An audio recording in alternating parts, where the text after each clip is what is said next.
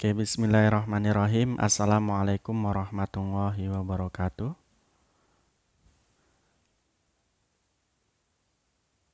Alhamdulillahirabbil alamin. Wabihi nasta'inu ala umurud dunya waddin. Wassalatu wassalamu ala asrofil anbiya'i wal mursalin. Wa ala alihi wa sahbihi wa man tabi'ahu ila yaumiddin amma ba'du. Qala Allahu ta'ala fi Qur'anil azim. Rabbi shrah li sadri wa yassir li amri. Wahlul uqdatam min lisani yafqahu qawli. Subhanaka la ilma lana illa ma 'allamtana innaka antal alimul hakim.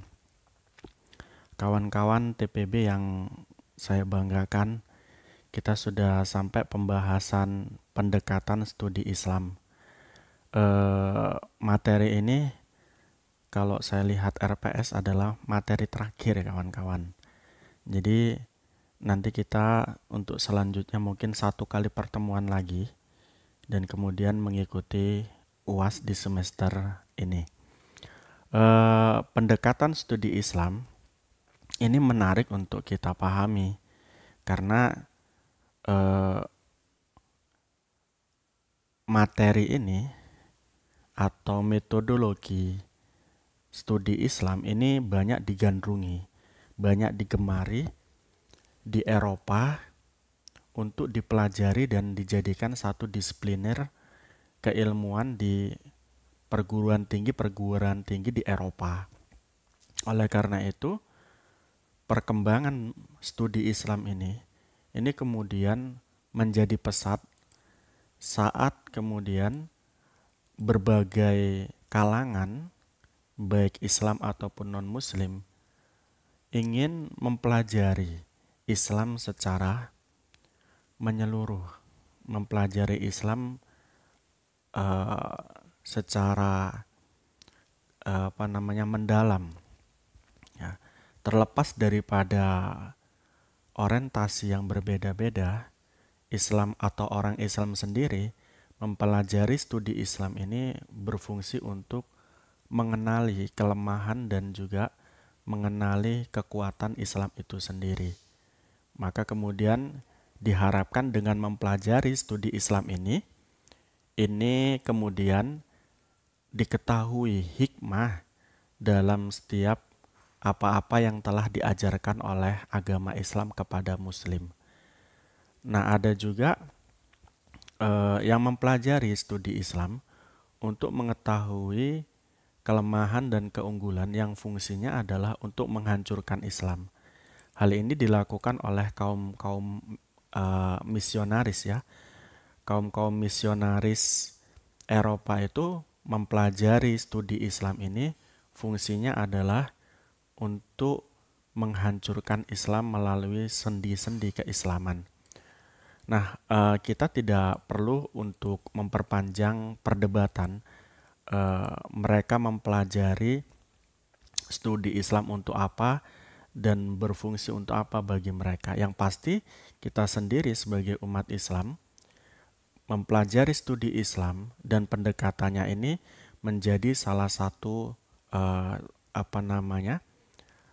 wacana keislaman yang menguatkan kita dalam beragama dan menguatkan kita dalam beriktikad. Sebagaimana saya katakan tadi bahwa kajian Islam atau studi Islam ini menjadi maju, ini menjadi digemari sekiranya studi Islam atau pembelajaran Islam itu muncul dan digemari pada abad 19. Ya, di abad 19 kajian Timur Tengah semakin bermunculan di Eropa.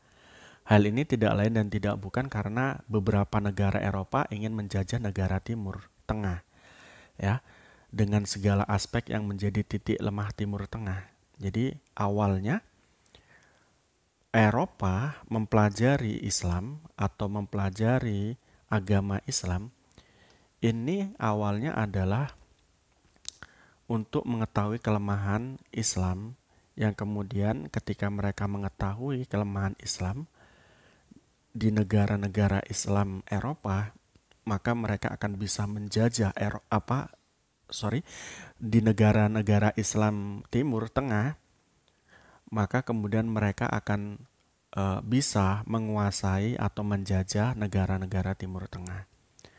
Nah, yang paling utama di sini yang punya peran penting dalam mempelajari studi Islam atau mempelajari Islam untuk kepentingan politik menjajah negara-negara Islam Timur Tengah adalah Inggris dan Prancis, di mana dua negara ini intens mengupayakan penjajahan Timur Tengah. Alhasil, kajian-kajian agamanya merujuk pada kajian agama Islam. Jadi untuk menjajah negara Islam, mereka mempelajari agama Islamnya, ya, bukan mempelajari bagaimana cara menghancurkan negara-negara tersebut melalui kekuasaan mereka, melalui kemampuan mereka dengan berbagai macam alat canggih yang mereka miliki, berupa alat-alat perang yang mereka miliki, ya. Namun mereka tidak menggunakan alat perang, tapi menggunakan apa? Kajian agama ini yang digunakan sebagai satu alat untuk melemahkan agama-agama, yakni agama Islam di negara Timur Tengah. Nah, saat itulah ada suatu keinginan mempelajari agama Islam dari berbagai aspek, ya. Namun ketika mereka mempelajari agama Islam dari beberapa aspek tersebut, mereka punya keinginan mempelajari agama Islam awalnya menggunakan teks Al-Quran dan Al-Hadis. Ketika mereka mempelajari agama Islam menggunakan teks Al-Quran dan Al-Hadis, jadi mereka pahami Al-Quran, mereka hafalkan Al-Quran, mereka hafalkan Al-Hadis, mereka tidak mendapat satu kemudahan untuk menghancurkan Islam. Alhasil mereka gunakan cara yang lain, yakni mereka pelajari juga aspek asbabun nuzul, asbabul wurud daripada Al-Quran dan Al-Hadis tersebut. Begitu juga tidak menemui satu titik terang dalam upaya melemahkan Islam. Mereka pelajari sosiolog dan antropologi masyarakat muslim di Timur Tengah. Nah, inilah upaya-upaya mereka untuk mempelajari agama Islam yang berfungsi sebagai apa? Sebagai alat untuk menghancurkan Islam itu sendiri melalui dogmatik. Sekali lagi, kita punya banyak jargon berkaitan tentang bagaimana upaya orang-orang misionaris ini ingin menghancurkan agama Islam melalui dogmatik, ya. Namun kemudian kita harus pahami itu semua agar kita tidak mudah dihancurkan oleh mereka, karena mereka sendiri itu tidak mampu menghancurkan agama Islam menggunakan metodologi perang sebagaimana di zaman-zaman dahulu, ya. Kita tahu dalam sejarah perkembangan Islam, Islam ketika perang itu kebanyakan sukses dan menang, ya, dalam peperangan. Peperangan Nabi contohnya, di dalam perang Nabi ada perang Badar di situ. Jumlah kita sangat sedikit, peralatan kita sangat minim, tapi kemenangan itu di tangan orang Muslim. Ini yang kemudian menjadi bagian kehati-hatian orang Eropa dan kaum misionaris untuk memerangi kita secara fisik. Oleh karena itu mereka melakukan satu upaya memerangi orang-orang Islam dengan menggunakan cara-cara yang lebih santun lagi, yakni dengan menggunakan dogma-dogma atau ajaran-ajaran agama Islam itu sendiri. Nah, inilah kemudian munculnya, ya, di abad 19 itu munculnya fan ilmu atau disiplin ilmu yang disebut dengan kajian Islam atau studi Islam.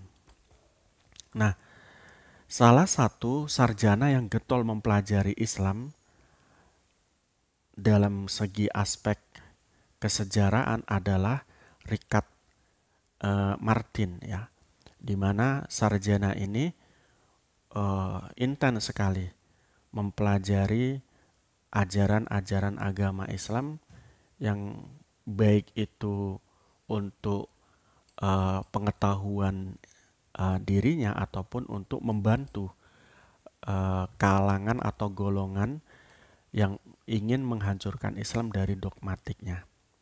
Nah, dalam kaitan ini,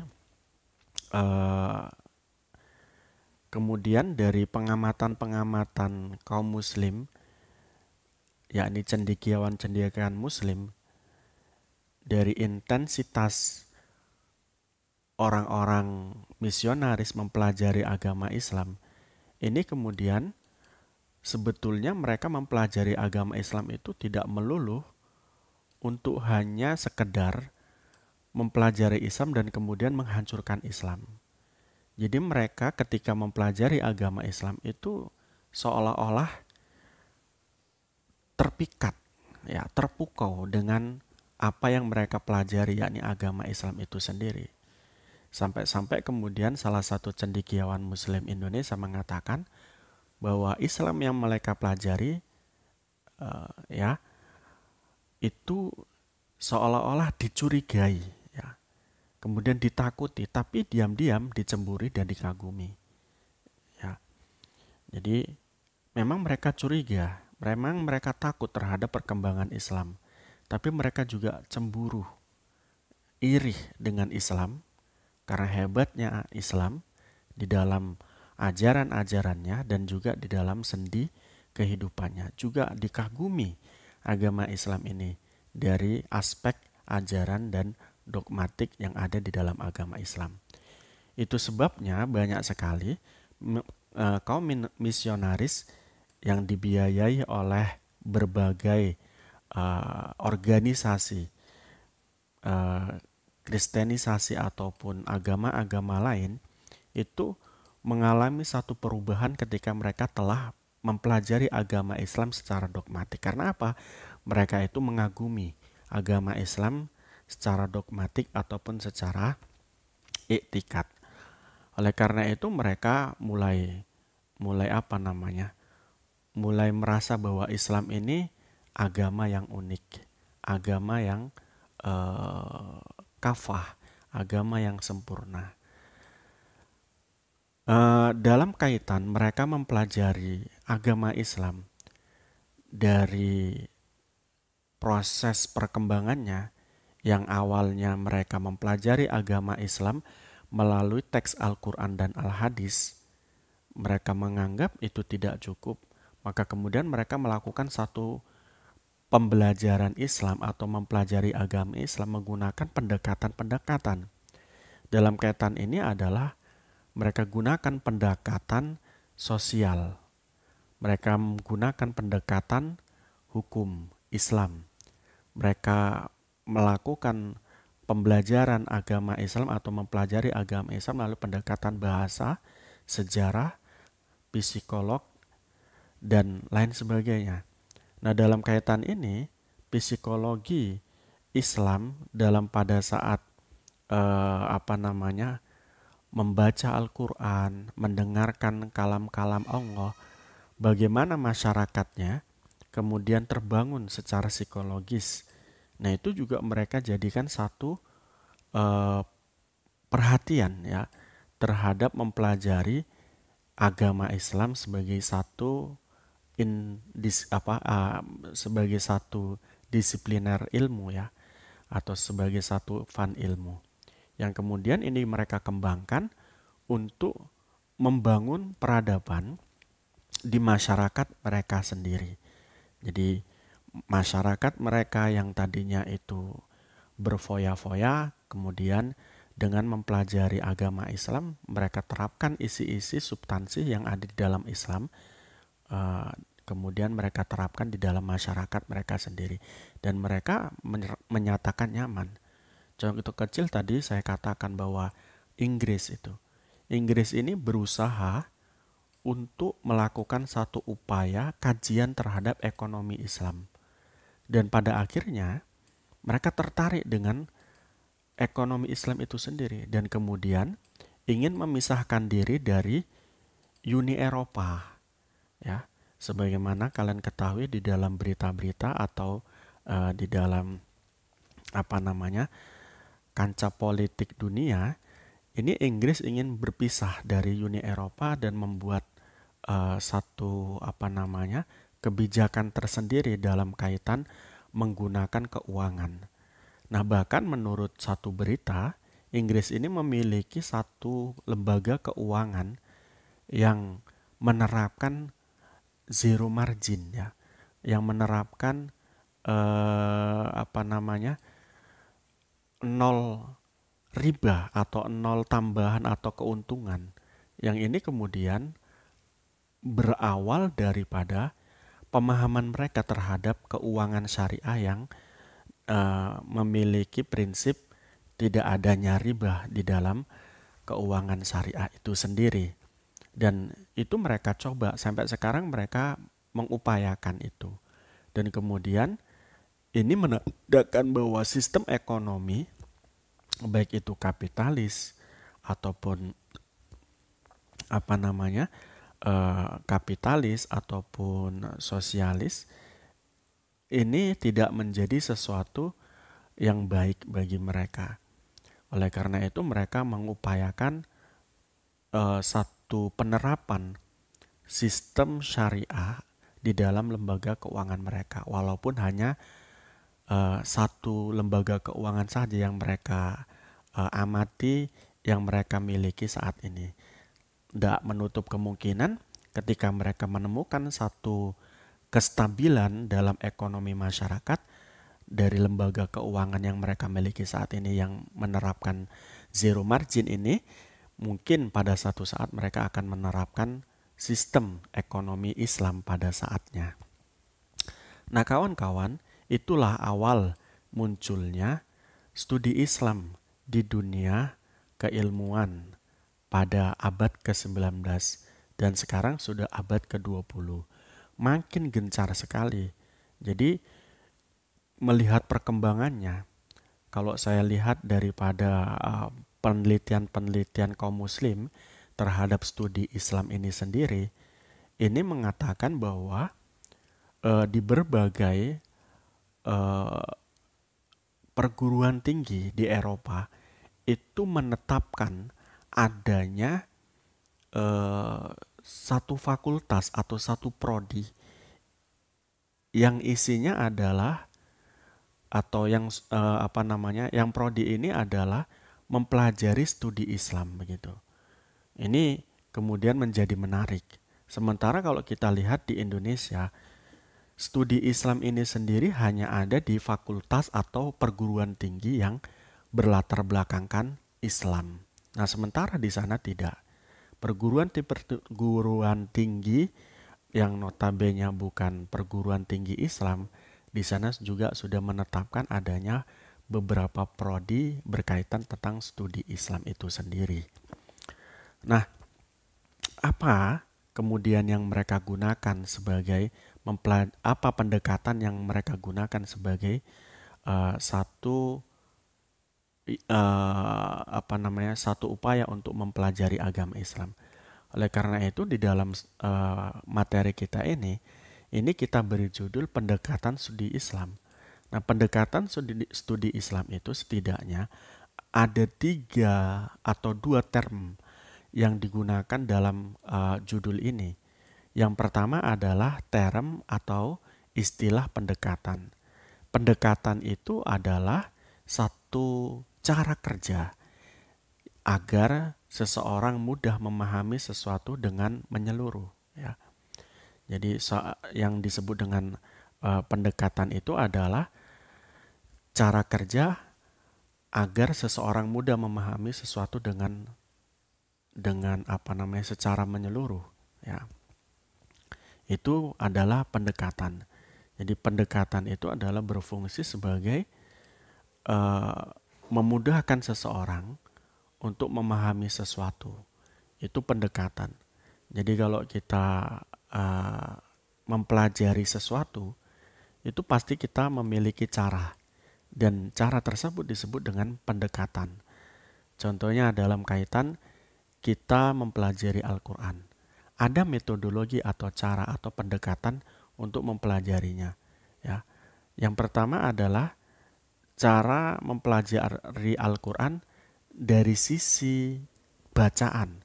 Dengan demikian kita membutuhkan pendekatan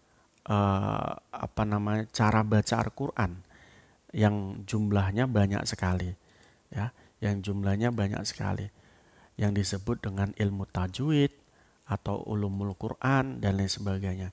Ini adalah bagian daripada pendekatan mempelajari Al-Quran. Nah, dalam kaitan pendekatan yang kemudian saya kata pendekatan studi Islam yang saya katakan tadi ada dua terma. Terma selanjutnya adalah studi Islam. Ya, studi Islam itu diambil dari bahasa Arab, yakni Dirasatul Islamiyah, yakni satu upaya untuk mempelajari agama Islam itu secara bahasa. Sementara kalau melihat istilah, studi Islam adalah kajian yang mengenai hal-hal yang berkaitan dengan Islam. Kemudian Muhammad Rozali mengatakan bahwa studi Islam adalah suatu usaha untuk mempelajari hal-hal yang berhubungan dengan agama Islam. Jadi studi Islam itu adalah upaya juga untuk mempelajari hal-hal yang berhubungan dengan agama Islam, kemudian dikaitkan dengan pendekatan agama Islam, maka pendekatan studi Islam atau pendekatan kajian Islam kita terjemahkan sebagai satu cara agar seorang mudah melakukan satu usaha untuk mempelajari hal-hal yang berhubungan dengan agama Islam. Jadi pendekatan studi Islam itu adalah cara bagaimana kita mempelajari hal-hal yang berkaitan dengan agama Islam. Itu adalah pendekatan studi Islam yang kita masuk dalam judul kita pada saat ini. Nah, berkaitan tentang studi Islam dan pendekatannya, banyak kalangan peneliti dan banyak kalangan cendekiawan yang mempelajari agama Islam itu menggunakan beberapa pendekatan. Ya, salah satu pendekatan yang mereka gunakan adalah pendekatan normatif. Apa yang dimaksud dengan pendekatan normatif?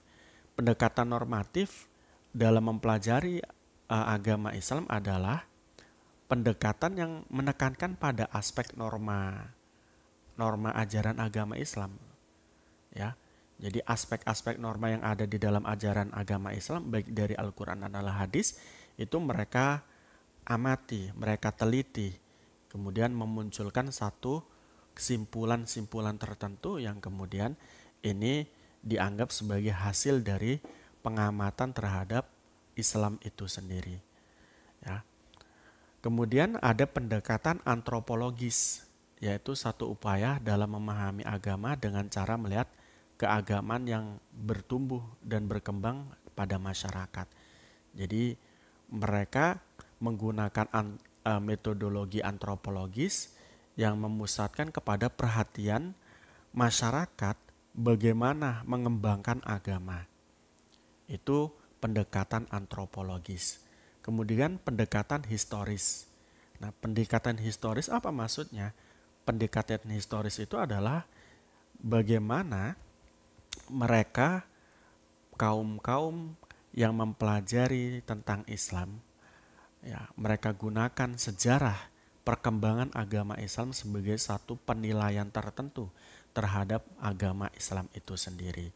Sehingga di situ muncul ya kan ketika metodologi atau ketidakfairan mereka menghadapi atau memahami Islam dari sejarah, ini akan memunculkan kesalahpahaman bahwa ketika mereka hanya melihat Islam dalam perkembangannya itu hanya dilihat daripada peperangannya saja, maka mereka akan menyimpulkan bahwa Islam itu mengajarkan perang dan itu adalah hal yang salah dan itu adalah hal yang tidak fair. Ini yang kemudian muncul anggapan-anggapan semacam itu dari kajian-kajian mereka yang tidak fair ini. Nah, oleh karena itu kita harus meluruskan juga bahwa agama Islam itu melakukan perang bukan untuk melakukan satu upaya penindasan, tetapi waktu kita perang waktu itu berfungsi sebagai pembelaan diri. Maka kemudian perang Islam itu biasa dikenal dengan apa? Perang ofensif, ya, diserang dulu, baru kemudian kita melawan, atau perang membela diri. Karena mereka ingin menjajah kita, maka kemudian kita meladeni peperangan yang mereka inginkan. Ini, jadi secara historistis ini harus fair juga ya, memahami agama Islam. Kalau tidak maka akan celaka juga.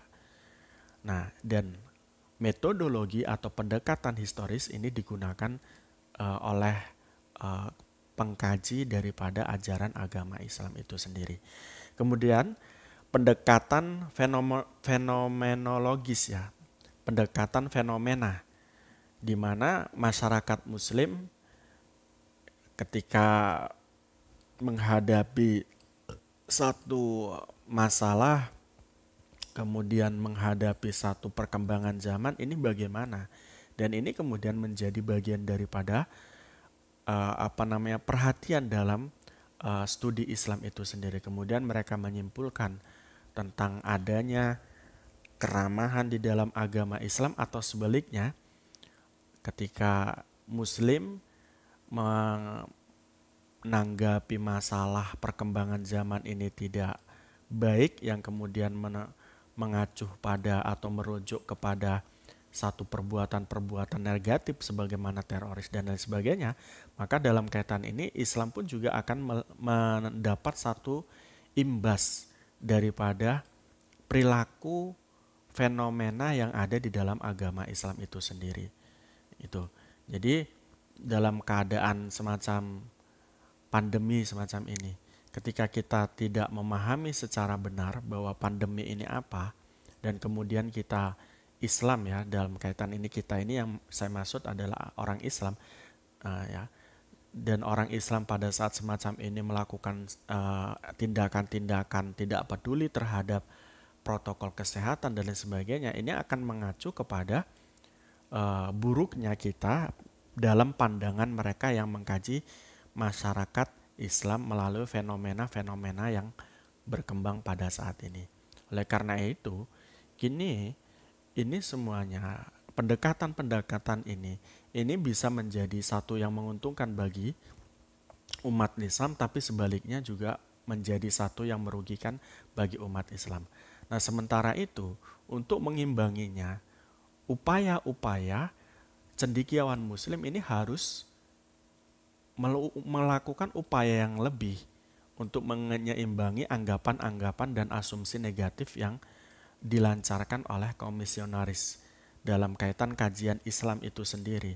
Nah, sehingga ini menjadi satu wacana ya, hasil daripada pengamatan cendekiawan Muslim yang tadi saya katakan sebagai penyeimbang itu menjadi satu wacana baru, satu wacana penting dalam mempelajari agama Islam itu sendiri.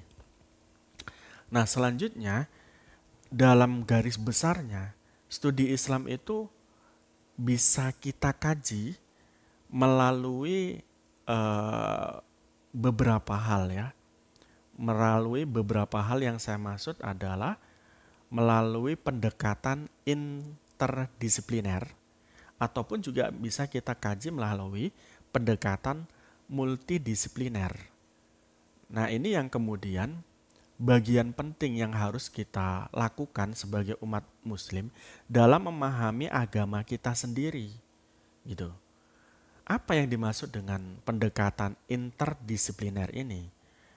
Pendekatan interdisipliner adalah pendekatan dalam pemecahan satu masalah dengan menggunakan tinjauan berbasis sudut pandang ilmu yang serumpun, yang relevan atau tepat guna secara terpadu.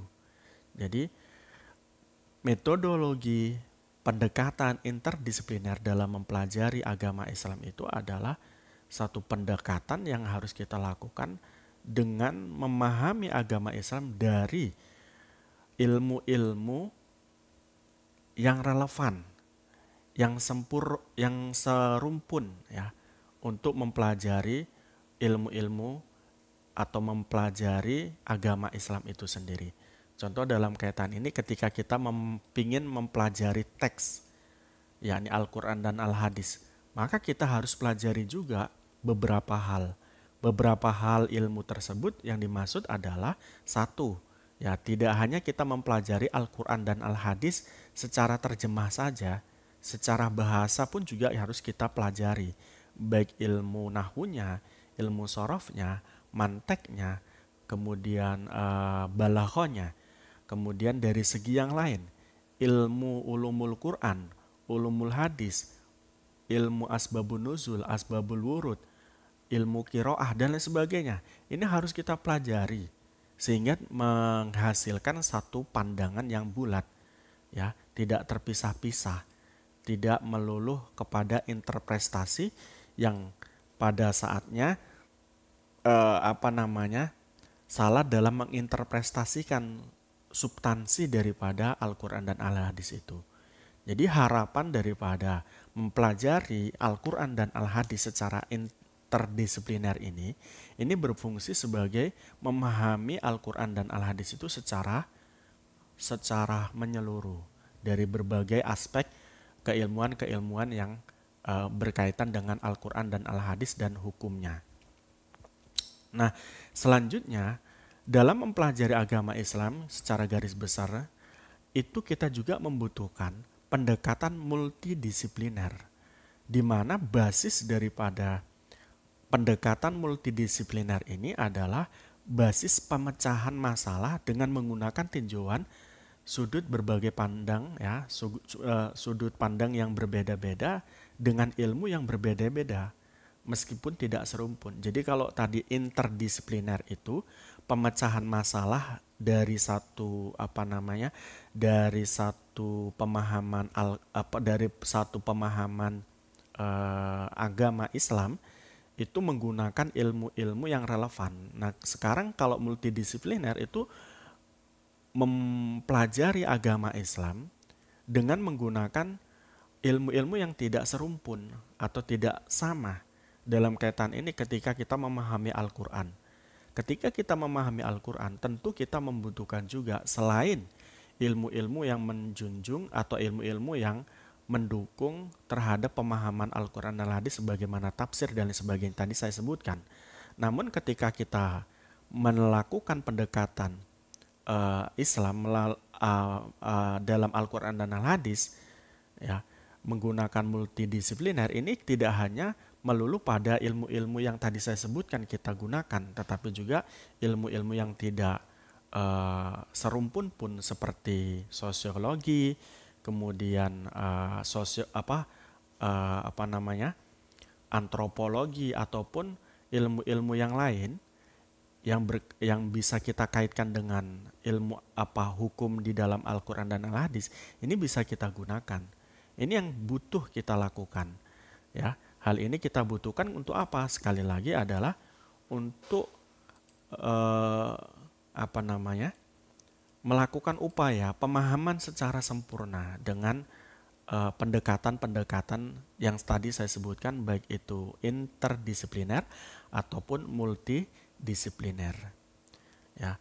Sehingga tadi akan menghasilkan, kalau itu adalah berkaitan tentang hukum yang kita hasilkan dari mempelajarinya itu akan sempurna. Akan kita dapatkan hikmah daripada hukum tersebut. Ini yang diinginkan daripada pembelajaran atau studi Islam dengan pendekatan indisipliner dan interdisipliner. Oleh karena itu, ketika kita mempelajari Islam melalui dua pendekatan tadi, baik itu interdisipliner ataupun multidisipliner, ini kita akan menemukan satu solusi dalam perkembangan kehidupan masyarakat yang terus berkembang ini. Contoh, ketika kita ingin mempelajari atau melakukan satu studi terhadap ayat Al-Quran surat An-Nisa tentang poligami.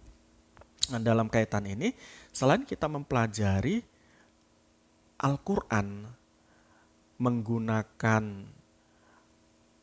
nahwu, sorof, balagha, mantek, dan juga asbabun nuzul, asbabul wurud, ya, sebagaimana saya katakan pendekatan interdisipliner tadi, maka kemudian kalau kita tarik kembali menggunakan pendekatan interdisipliner, maka kemudian surat An-Nisa ini juga kita kaji melalui apa? Melalui norma sosial yang ada di masyarakat, ya, yang ada di masyarakat, baik itu hukum adatnya ataupun sosiologi daripada masyarakatnya, yang mana dalam kaitan sosiologi yang saya maksud ini adalah bagaimana psikologis daripada istri yang dipoligami itu sendiri, dia terima atau tidak. Kebanyakan dari dari istri yang dipoligami itu tidak berkenan untuk dipoligami. Adapun yang berkenan itu hanya sedikit saja. Hal itu karena alasan-alasan tertentu dalam kaitan ini, mungkin karena tidak bisa memiliki anak dan lain sebagainya, maka kemudian istri ini memperbolehkan suaminya untuk melakukan poligami kembali. Nah, hal ini ya, ini juga harus menjadi alat penunjang bahwa ilmu psikologis dalam memahami ayat poligami ini diperlukan untuk mengurai permasalahan poligami itu sendiri.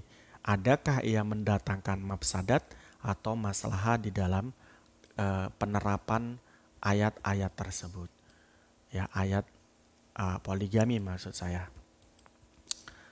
Nah, oleh karena itu disitulah yang kemudian muncul satu solusi dari pendekatan-pendekatan, baik itu pendekatan multidisipliner atau interdisipliner.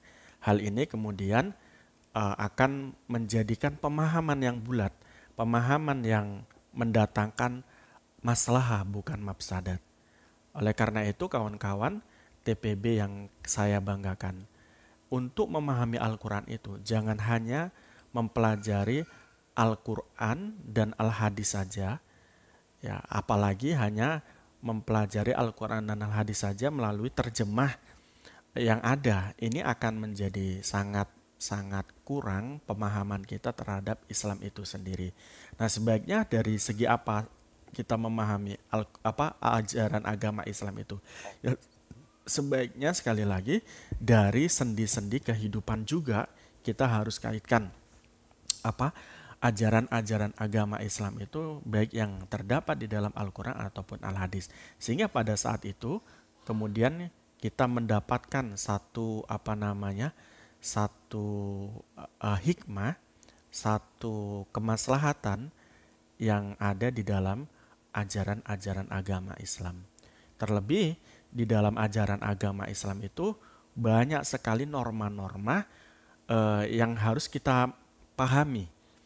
Ya, dalam kaitan ini, dalam hukum Islam itu ada norma yang sangat prinsipil yang disebut dengan maqasidus syar'i, yang ini tidak mungkin akan kita temui maqasidus syar'i itu tanpa menggunakan beberapa ilmu di luar ilmu memahami Al-Quran dan Al-Hadis, bagaimana nahwu sorof dan lain sebagainya tadi.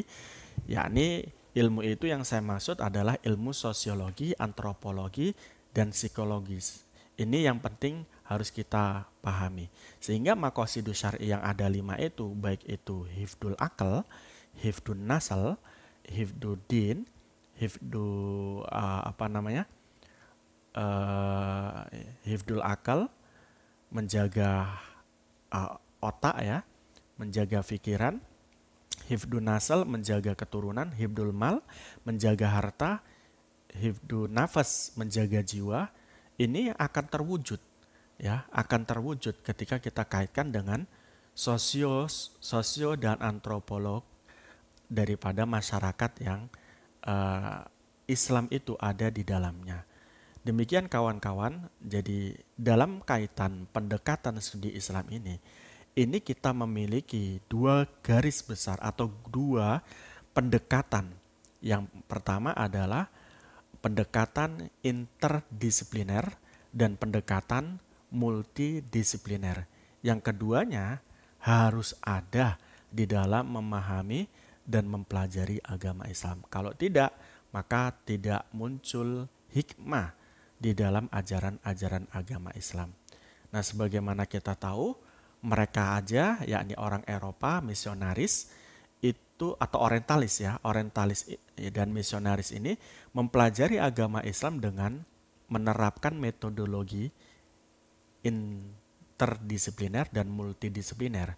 Kalau kita tidak menggunakan, kita akan rugi sendiri, sehingga pada saatnya memahami agama Islam ya yang ditunjukkan nanti akan kekerasannya saja, sebagaimana kawan-kawan kita ISIS dan kawan-kawan kita yang lain yang hanya memahami Islam hanya sebatas memahami Al-Quran dan Al-Hadis, tidak menggunakan ilmu-ilmu yang lain dalam memahami Al-Quran dan Al-Hadis. Demikian yang bisa saya sampaikan.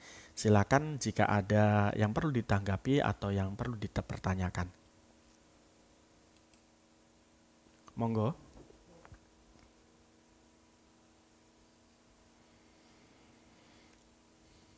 Monggo.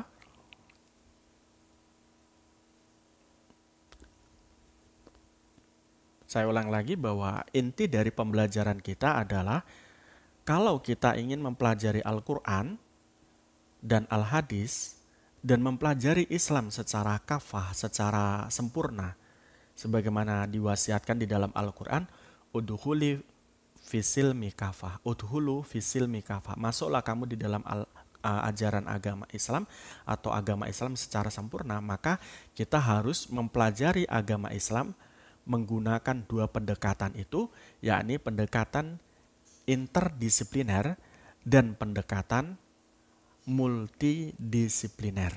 Sebagaimana saya jelaskan tadi, pendekatan interdisipliner maksudnya adalah mempelajari agama Islam berkaitan dengan ilmu-ilmu yang ada di dalam agama Islam. Sementara pendekatan multidisipliner adalah mempelajari agama Islam dengan memahami agama Islam menggunakan ilmu-ilmu yang bukan dari Islam itu sendiri. Kemarin kita sudah belajar tentang sains yang notabene tidak bisa kita dikotomikan, tidak bisa kita pisahkan dari ajaran agama Islam. Sebab apa? Bahwa sains itu sendiri masuk di dalam ajaran-ajaran agama Islam yang telah dijelaskan di dalam Al-Quran dan Al-Hadis. Monggo silakan ditanggapi. Oke? Ada mungkin?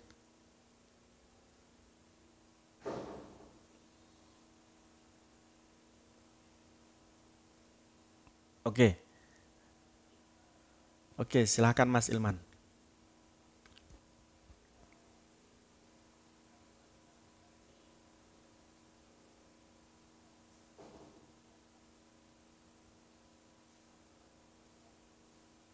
Oke, ya.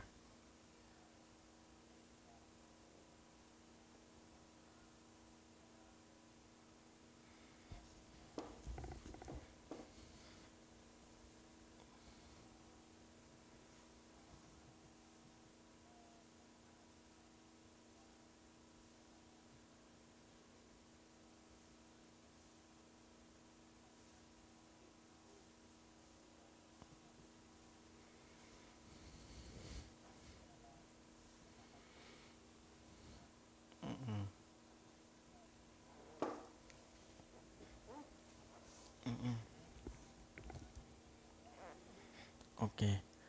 Oke. Oke. Oke, terima kasih Mas Ilman.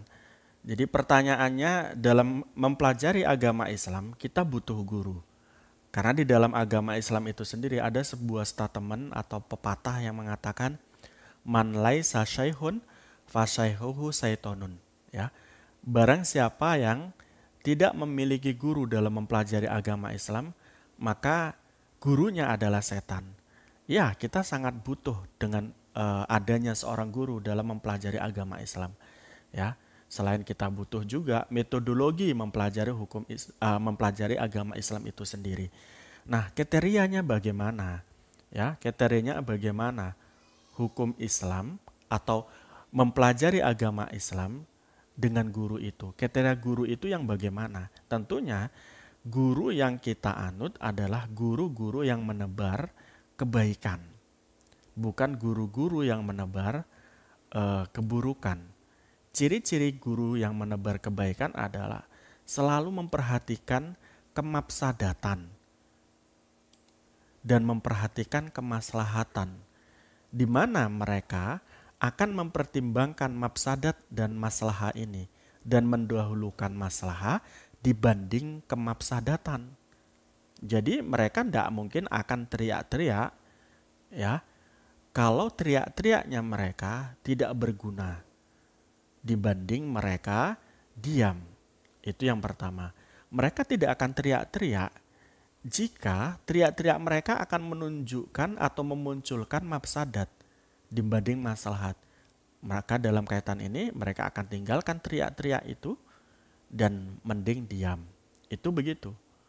Nah, sebagaimana kita ketahui, yang muncul pada saat ini ya sering sekali ya ustadz-ustadz yang ngaku ustadz ahli dalam agama Islam ya mengakunya, tapi mereka tidak memunculkan kemaslahatan.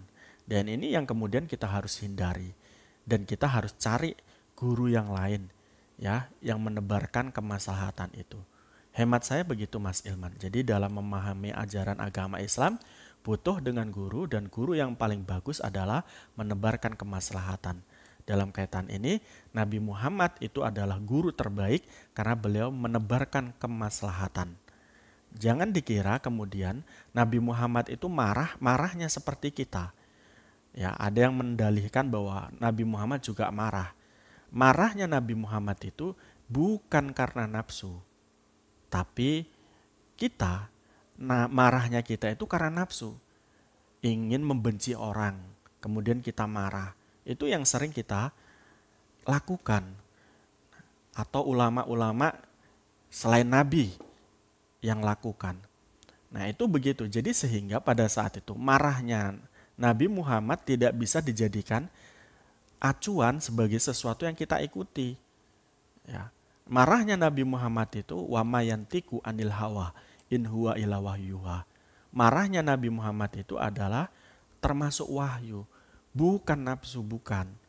Sehingga beda kalau Anda mengatakan kalau kita disakiti oleh non-muslim kemudian kita marah, dan itulah marahnya Nabi Muhammad. Ini pandangan yang sangat picik menurut hemat saya. Marahnya Nabi Muhammad tidak sama dengan marahnya kita. Itu sekali lagi. Sehingga kita harus hindari ulama-ulama yang mengatakan Nabi Muhammad juga marah ketika Islam itu dihinakan. Begitu Mas Ilman.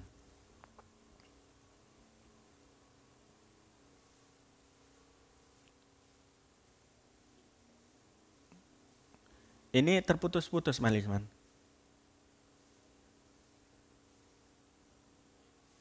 Nggih.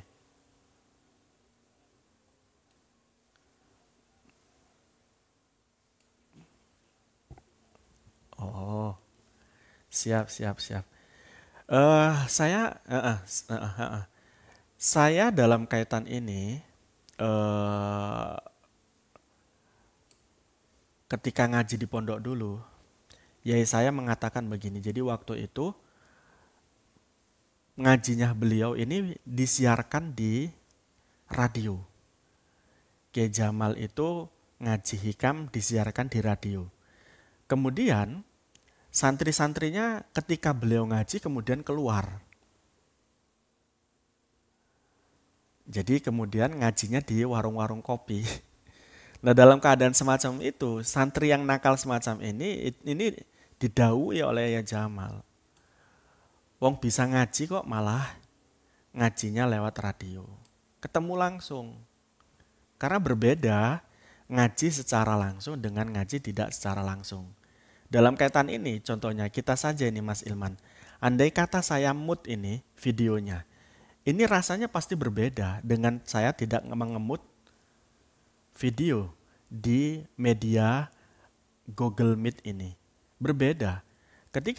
Ketika saya tidak mengemut atau tidak mematikan video di apa namanya di Google Meet ini, Anda akan bisa melihat wajah saya dan ekspresi saya dalam mengungkapkan keilmuan yang kita bahas pada saat ini. Dan pada saat itu mungkin akan muncul ya apa namanya tanggapan-tanggapan tertentu. Itu jadi wajah saya ini mengirimkan pesan. Nah, dalam kaitan itu, Kiai Jamal itu juga menginginkan bahwa santrinya itu melihat wajah beliau karena wajah beliau ini juga mengirimkan pesan. Akan tetapi ketika tidak bisa kita belajar langsung bersama beliau-beliau, ini kita tidak apa-apa mengikuti beliau melalui ceramah-ceramah beliau. Itu begitu daripada tidak sama sekali. Ini yang pasti begitu. Jadi kalau bisa Mas Ilman, ya datangi beliau, ngaji ke beliau. Itu kalau bisa. Kalau tidak bisa, maka cukup apa namanya mendengar di media-media tertentu. Itu Mas Ilman. Dan lebih penting, kalau jenengan mau ngaji, ya bacakan Al-Fatihah kepada beliau agar robitoh atau hubungan hati kita kepada beliau itu terpaut. Itu yang penting, Mas Ilman Maulana. Oke.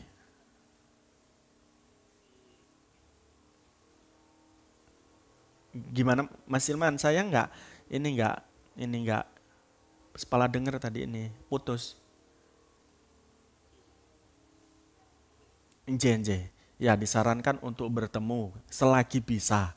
Kalau ndak bisa, barulah kita ngikuti beliau dengan menggunakan media-media yang ada. Tapi kan gitu. Tapi itu kita apa namanya usahakan baca Al-Fatihah ke beliau agar ada hubungan hati kita dengan beliau. Itu begitu Mas Ilman. Oke. Maka daripada itu juga kan kekhawatiran kita semua adalah ketika kita gunakan media semacam ini terus ya. Ketika pandemi berkepanjangan kemudian kita tidak tatap muka ini juga menghilangkan atau apa namanya mengurangi apa namanya ya keafdolan mungkin ya daripada pertemuan kita di kelas. Itu begitu Mas Ilman. Oke. Itu mungkin ada lagi.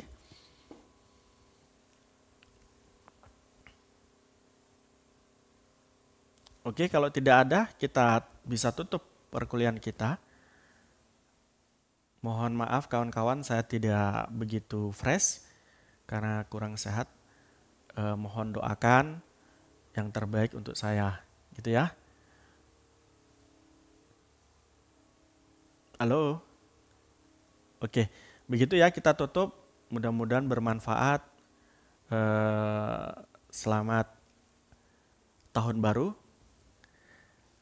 Mudah-mudahan tahun depan kita menjadi insan yang kafah, insan yang baik, dan mempelajari agama Islam menggunakan dua pendekatan, yakni interdisipliner dan multidisipliner yang barusan kita pelajari tadi.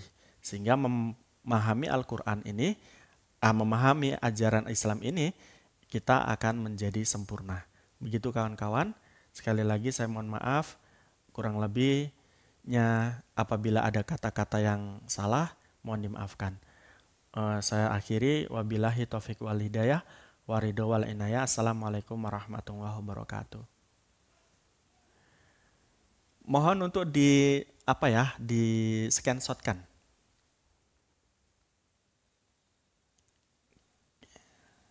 Oke, terima kasih.